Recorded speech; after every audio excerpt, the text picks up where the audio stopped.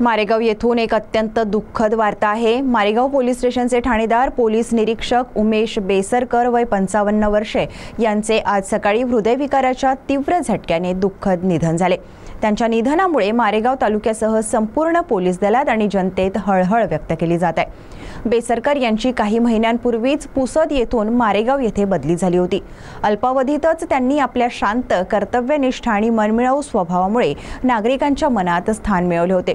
पोळा सणाच्या पार्श्वभूमीवर शांतता राखण्यासाठी त्यांनी स्वतः बंदोबस्तात सहभाग घेतला होता।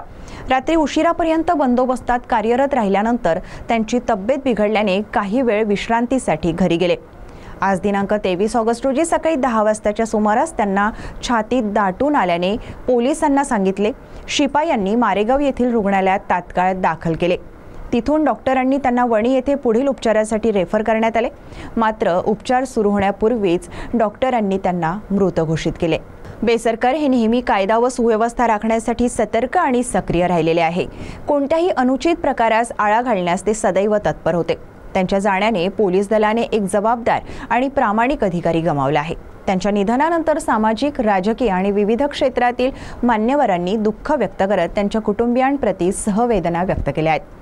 बेसरकर यांच्या पश्चात पत्नी, मुले असा परिवार असून त्यांच्या आकस्मिक निधनाने संपूर्ण कुटुंबावर दुःखाचा डोंगर कोसळला आहे। सीटीव्ही प्रतिनिधी दिलदार शेख आणि मनोज नवले यांची रिपोर्ट।